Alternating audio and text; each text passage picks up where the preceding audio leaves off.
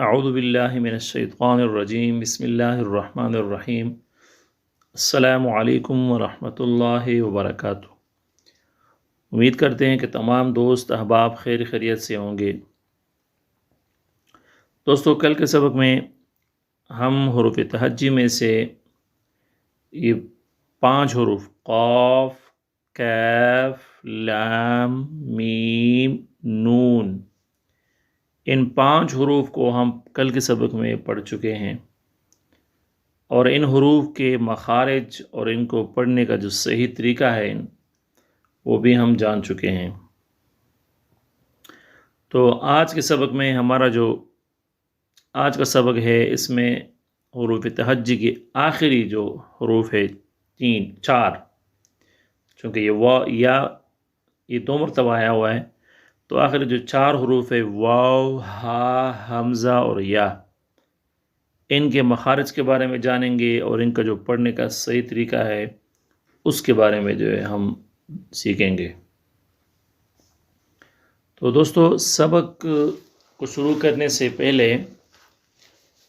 میں آپ لوگوں کو یہ بات دوبارہ رپیٹ کرنا چاہتا ہوں آپ لوگوں سے۔ میں پہلی بھی یہ بات کہہ چکا ہوں کہ یوٹیوب پر آپ لوگوں کو بہت سارے قراء حضرات، بہت سارے پڑھانے والے ملیں گے،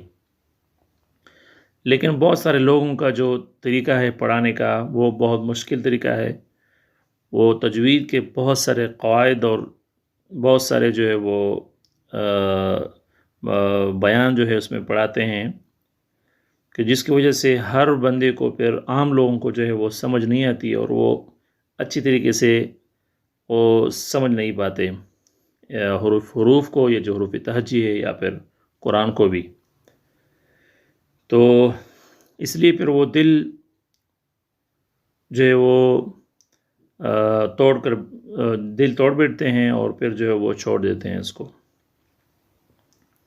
تو اس لیے ہماری یہ کوشش ہے، ہم 100% یہ کوشش کر رہے ہیں کہ آپ لوگوں کو انتہائی سادہ انداز میں پہلے حروف تہجی سکھلا دیں، اور پھر آپ لوگوں کو جو ہے وہ قرآن پڑھنا سکھائیں انشاءاللہ العزیز۔ اگر آپ لوگ ہمارے یہ حروف تہجی کے جتنے اسباق ہے، 5 اسباق، اگر آپ لوگ اچھی طریقے سے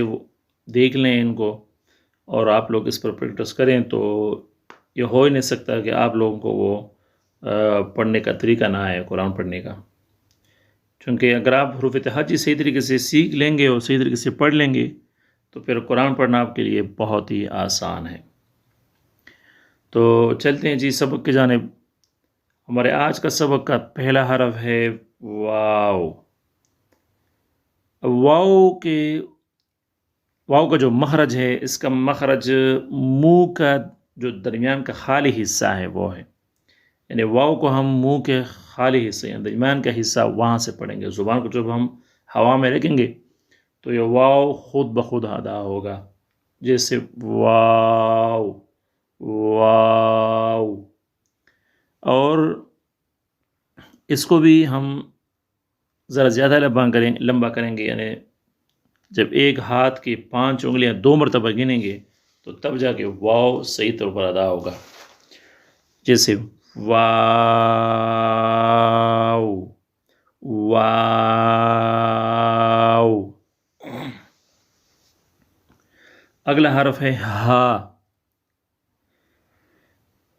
ہا کو جو ہے ہم، اس کا جو مخرج ہے ہا کا، وہ حلق کے آخر، یعنی جو سینے کی طرف ہے۔ حلق کا ہم نے 3 حصے کیے تھے، اوپر والا حصہ یعنی منہ کی طرف، درمیان والا حصہ، اور نیچے جو ہے وہ سینے کی طرف، 3 حصے کیے تھے ہم نے حلق کے۔ تو یہ جو ہا ہے، ہا، اس کو ہم حلق کے جو آخری حصہ ہے، مطلب سینے کی طرف، ہا کو ہم وہاں سے پڑھیں گے۔ یاد رہے کہ ہا اور حمزہ ان دونوں کا ایک ہی مخرج ہے۔ تو ہا کو جو ہے وہ ہم سینے کی طرف جو ہے وہ حلق کا حصہ وہاں سے پڑھیں گے، جیسے ہا ہا۔ اور اس کو ہم جب ایک ہاتھ کی انگلی 5 مرتبہ گنیں گے تو تب یہ حرف ادا ہوگا، جیسے ہا ہا۔ اگلا حرف ہے حمزہ۔ دوستو جان لیجیے کہ حمزے کا جو مخرج ہے وہ بھی ہا والا مخرج، وہ بھی یہ ہا والا مخرج ہے، یعنی حلق کا جو نچلا حصہ ہے سینے کی طرف، حمزہ بھی وہیں سے ادا ہوتا ہے، جیسے حمزہ حمزہ حمزہ، اور اس کو لمبا نہیں کرنا، حمزہ کو ہم لمبا نہیں کریں گے، اس کو جو ہے وہ بالکل نارمل اور انتہائی جو ہے وہ کم آواز میں پڑھیں گے، حمزہ۔ اگلا حرف ہے یا۔ یا کو بھی ہم، یا کا جو مخرج ہے یا، اس کا مخرج بھی منہ کا خالی حصہ ہے، یعنی منہ کا درمیان والا جو خالی حصہ ہے اس کا مخرج بھی منہ کا جو وہ خالی حصہ ہے وہ ہے، اور زبان کو جب ہم ہوا میں رکھیں گے تو اور یا جو ہے وہ خود بخود ادا ہوگا، اور اس کو بھی ہم باقی جو حروف ہے چھوٹے حروف ان کے برابر لمبا کریں گے، یعنی جب ایک ہاتھ کی انگلیاں ہم 5 مرتبہ گنیں گے تو یا خود بخود ادا ہوگا، جیسے یا یا، اور یہ دونوں یا جو ہے یہ ایک ہی ہے، ان کا جو مخرج ہے وہ بھی ایک ہے اور دونوں ایک ہی لفظ ہیں، اس لیے جو تجوید کی کتابیں ہیں، بڑی بڑی کتابیں تجوید کی، ان کتابوں میں یہ جو حروف تہجی ہے ان کو 29 شمار کیا گیا ہے، چونکہ یا کو 1 شمار کیا گیا ہے تو اس لیے یہ 29 ان کی تعداد تب جو ہے وہ 29 بنتی ہے، تو اگر یا کو مطلب 2 شمار کریں تب تو 30 بنتی ہے، لیکن یہ یا جو ہے وہ ایک ہی ہے، تو تب جو ہے ان حروف کی تعداد یعنی حروف تہجی کی جو تعداد ہے وہ تب جا کر 29 بنتی ہیں۔ تو دوستو آج کا سبق ہمارا اتنا ہی ہے، انشاءاللہ کل کے سبق میں ہم کوشش کریں گے کہ حروف تہجی کے جو تمام حروف ہیں 29 کے 29، ان سب کے بارے میں جو ہے وہ دوبارہ تھوڑا مختصر انداز میں بتاؤں گا کہ سب کے جو مخارج ہے الف سے لے کر یا تک ان کے مخارج کیا ہے اور اس کے پڑھنے کا طریقہ کیا ہے، ہم ایک ہی سبق میں تمام حروف کے بارے میں کل کے سبق میں انشاءاللہ العزیز بتائیں گے۔ تو دوستوں میں آپ سے پہلے بھی کہہ چکا ہوں کہ پریکٹس آپ لوگوں کے اوپر لازمی ہے، پریکٹس آپ لوگوں نے کرنی ہے اس پر، جس طریقے سے میں پڑھا رہا ہوں، جس طریقے سے میں بتا رہا ہوں آپ لوگوں کو، اسی طریقے سے آپ لوگوں نے اس پر پریکٹس کرنا ہے، بار بار پڑھنا ہے ایک لفظ کو۔ یقین کریں کہ اگر آپ آج ان کو یہ 10-15 منٹ آپ لوگوں نے دینے ہیں اور 10-15 منٹ آپ لوگ دیں گے،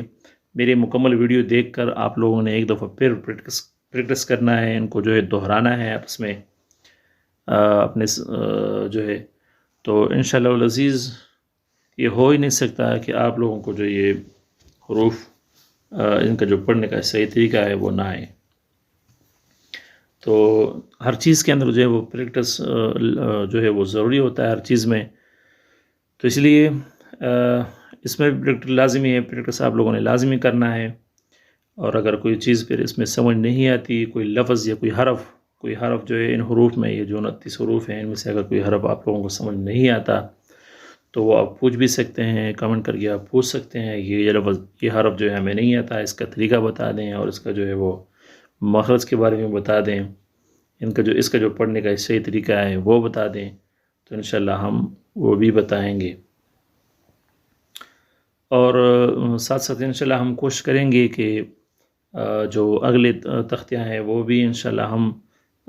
مختصر طور پر پڑھائیں گے، کیونکہ پھر وہ قاعدے کے بعد ہم انشاءاللہ قرآن کریم کو شروع کریں گے،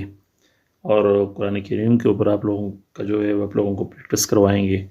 کہ کس طرح جو ہے وہ ان کو ہم اچھے طریقے سے وہ پڑھ سکتے ہیں، اور کس طرح جو ہے ہم وہ سیکھ سکتے ہیں۔ تو ٹھیک ہے جی دوستو، آج کا سبق اتنا ہی ہے، کل تک کے لیے ہمیں دیجیے اجازت، اللہ حافظ۔